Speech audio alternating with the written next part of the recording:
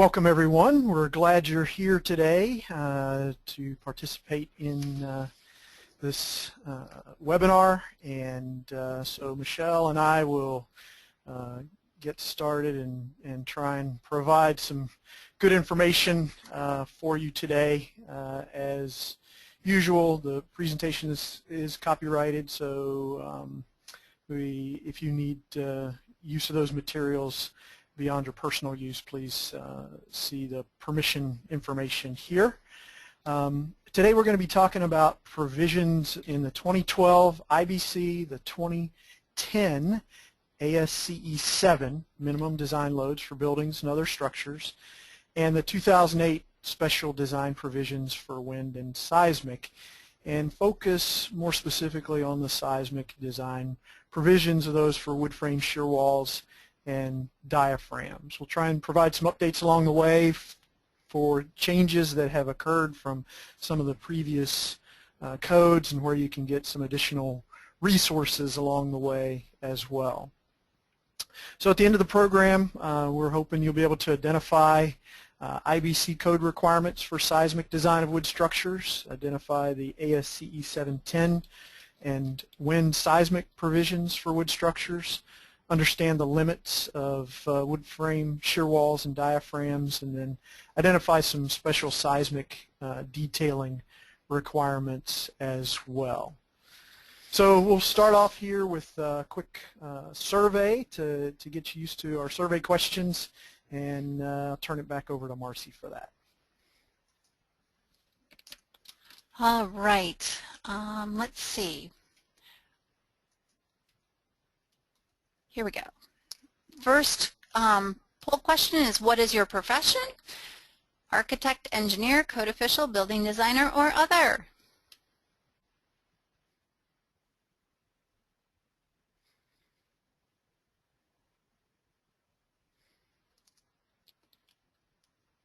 And again, I let you go to about 80% or 30 seconds, so I've got about 85%, so I'm going to close the poll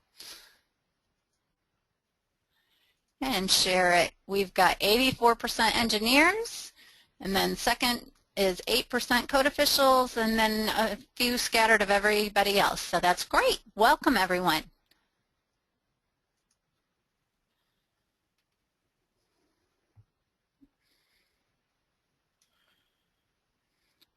Okay, so I think everyone's seeing my screen again. That's good. Again, welcome everyone. We're glad you're here, and we'll keep on moving through the program. So let me jump back there one screen. We'll talk first of all primarily about the 2012 International Building Code provisions that provide enabling language for some of the other standards like ASCE 710, and then our special design provisions for wind and seismic.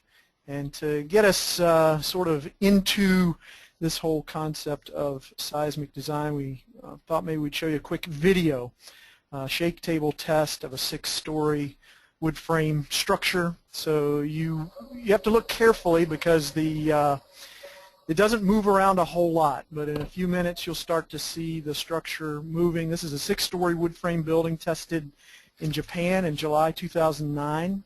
About a 14,000 square foot structure, 40 by 60 foot footprint, roughly 56 feet tall. And this is the third and final test, and you can see it starting to move around there a little bit. You might see a little torsion there at the top, and again, look very closely because now it's over. And it's very hard to see maybe a lot of what happened there, but this seismic test represents a 2,500-year event, which is a maximum considered earthquake event according to ASCE 7 terms, and this is quite a large building. Again, you might think this is uneventful, but for the folks that were part of the project, this was a huge success. They had estimated about a 3 to 4% drift on the building, and that's exactly what they got in the final results. And again, I mentioned you might have seen a little bit of torsion there if you look closely, and that was a little unexpected. And so that's then future work for this project team that they are looking into here. So I mentioned the 2012 International Building Code, and the reference here in Chapter 23, 2306.1, is to a couple of our standards. And in the 2012 code, it's still referenced to the American Forest and Paper Association. And as many of you who have participated are aware, we spun off in 2010 to form the American Wood Council. And so now AWC has taken over all of the standards, the ANSI standards, both the NDS and the wind and seismic standards. And so if you've participated in some of the webinars where we've covered the 2015 standards, you see that those are now have the AWC name as part of the ANSI approval process. LRFD is also the same reference. So when we talk about load and resistance factor design, both the NDS and the wind and seismic provisions are dual format standards that cover both ASD and LRFD. And so we'll try and point out along the way where you see some of those differences as well. Chapter 16 of the IBC is where we have reference to both ASCE 7 and that, sorry about that, and that, if you were to look then at the chapter that tells which version we're talking about, would reference ASCE 7, the 2010 edition, or ASCE 710. And so ASCE 710 has reference then also to the AF&PA standards, the NDS and the wind and seismic provisions. And so this chapter 14, which may often be overlooked, does then give reference to our standards as well. And that's important because a lot of the construction provisions now, or the provisions for shear walls and diaphragms, are incorporated in the new or in the wind and seismic standard, the 2008 version. So within ASCE 7 then is this provision, and I'll just point you out here at the bottom, the last paragraph. You don't have to read through all that text, but it does reference additional requirements set forth in Chapter 14, and those provisions then would reference the NDS and the wind seismic standards. So just trying to make sure you understand the enabling language within these documents and the cross-references to them, because you kind of have to know how to navigate from IBC to ASCE 7 and then to the special design provisions for wind and seismic. And the scope of our wind and seismic standard is to cover material design and construction of wood members, fasteners, and assemblies to resist wind and seismic forces. General overview of the wind and seismic standard is that we start out with a brief flow chart, then there's some general design requirements in Chapter 2. Chapter 3 then starts to get into some of the out-of-plane wind load requirements that are shown. And then Chapter 4, really the meat of the document, gets into the lateral force resisting systems for both wind and seismic. And we've done some other webinars that deal a lot with the wind provisions. So today we'll be focusing primarily on seismic, but within Chapter 4 then are provisions for wood frame diaphragms, wood frame shear walls, and then some special provisions for designing wood structural panels to resist combined shear and uplift. And again, we've covered those in other webinars, so we won't be dealing with that here today. You're probably familiar with the NDS, but the scope of that document is to cover lumber, glued laminated timber, poles and piles, I-joist, structural composite lumber, and wood structural panels. It also defines provisions for multiple fastener connections, dowel type fasteners, timber rivets, split rings, and shear plates. And again, if you've been with us in some of our webinars in the past, we've talked about the NDS and what's incorporated in there. If you haven't, then those webinars are available, recorded on our website, and as Marcy mentioned earlier, available through our self-study program. So let's move then to a few of the provisions that are specifically outlined in the 2012 IBC. And I know this is a lot of text here on the slide, but the reason for that is to kind of give you a sense of how things have changed going from the 09 to the 2012 version. And in this section 2306.2 for diaphragms, the IBC gives enabling language for wood frame diaphragms designed in accordance with, again, the reference here to the wind and seismic standard. And so, Michelle, somebody, I think someone's not muted here, so we're getting a little feedback into the presentation. So the other thing that you need to be aware of is that if you have stapled diaphragms or shear walls, those provisions are still in the IBC. So I've highlighted the word staple here, and what that shows you is that the allowable shear capacities for stapled diaphragm assemblies are still in accordance with the IBC and are permitted to be increased by that 40% factor. But for all other shear walls and diaphragms, including those with wood structural panels, diagonally sheathed lumber, and primarily wood-based assemblies, those are now in accordance with the wind and seismic standard. Gypsum board ceiling diaphragms are still in the IBC as well.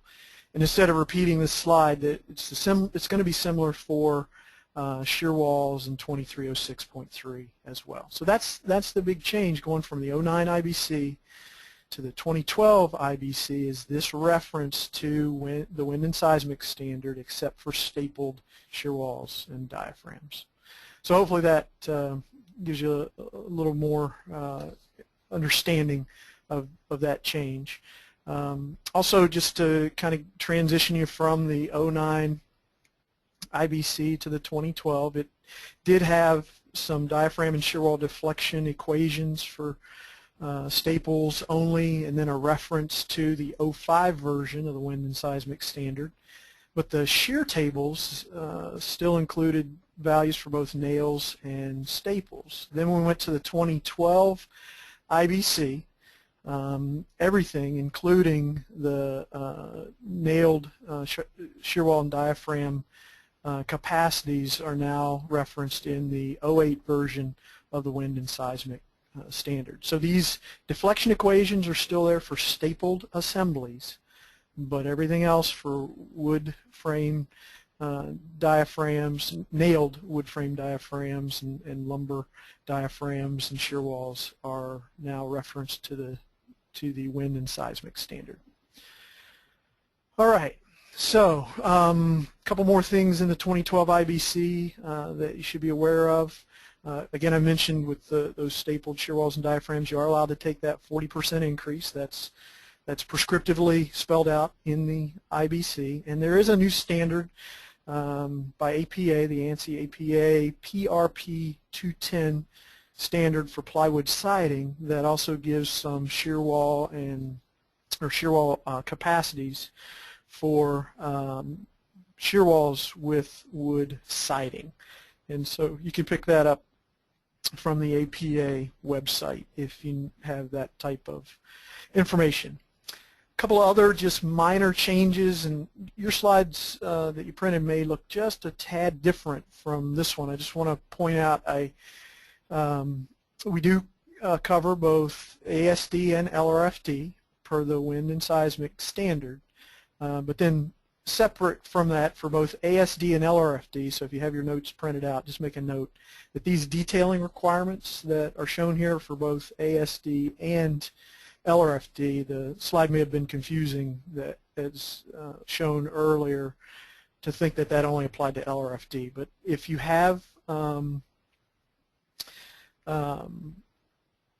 shear walls with nail spacings less than or equal to 2 inches on center, or 10D nails less than or equal to 3 inches on center, or shear walls with capacities greater than 700 pounds per linear foot, you can now, as an alternate to 3-by framing, use 2-by framing, as long as it's nailed up in that shear plane between the two 2-bys to handle the shear in that in those members. And for that 700 PLF requirement, that applies to seismic design categories D, E, or F. So just be aware of those changes as well in the 2012 version.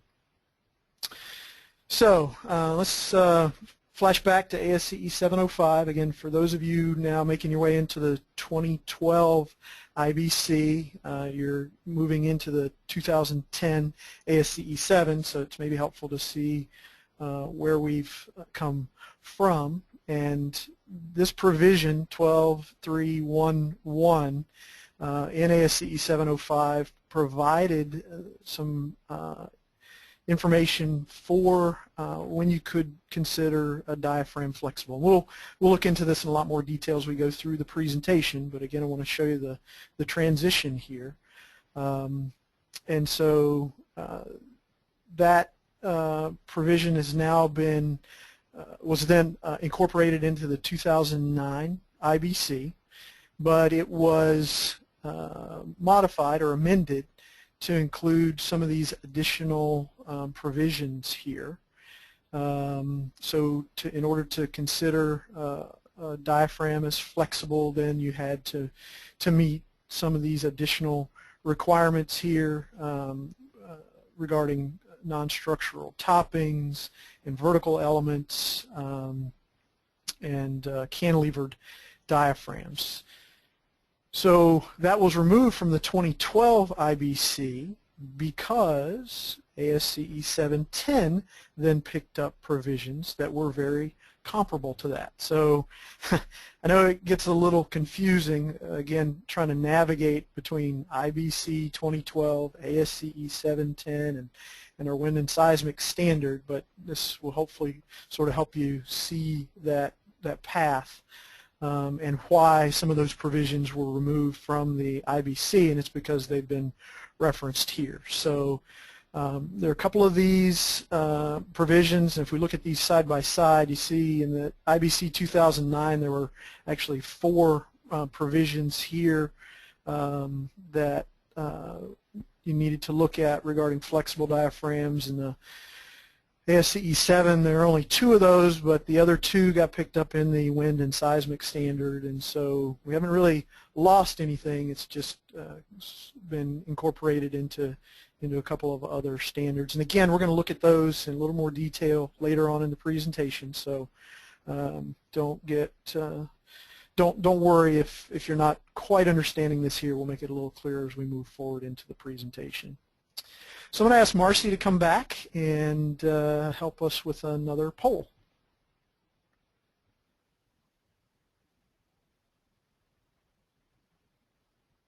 And Marcy. Sorry about that. There you are. Okay. I'm sorry.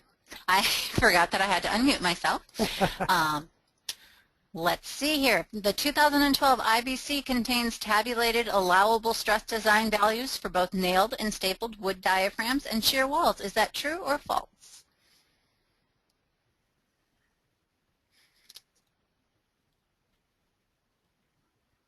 And we've got about 70% of you voted, about 10 more percent, and then we'll close the poll. All right. And then we're going to go ahead and share it. All right, it's almost an even split. Well, not quite, but 60% or 59% say false, 41% say true. All right, and then, Buddy, I'm going to send it back to you to tell us what the real answer is.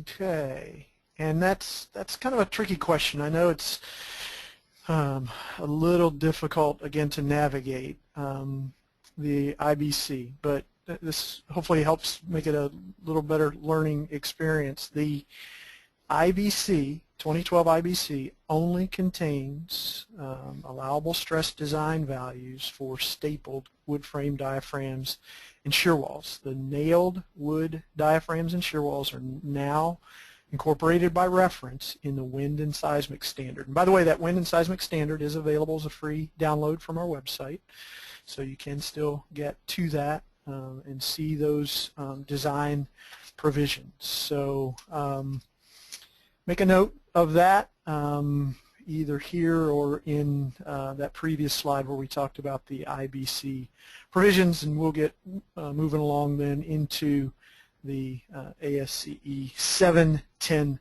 provision. So let's dive a little deeper into ASCE 710 and some of the requirements that are incorporated here.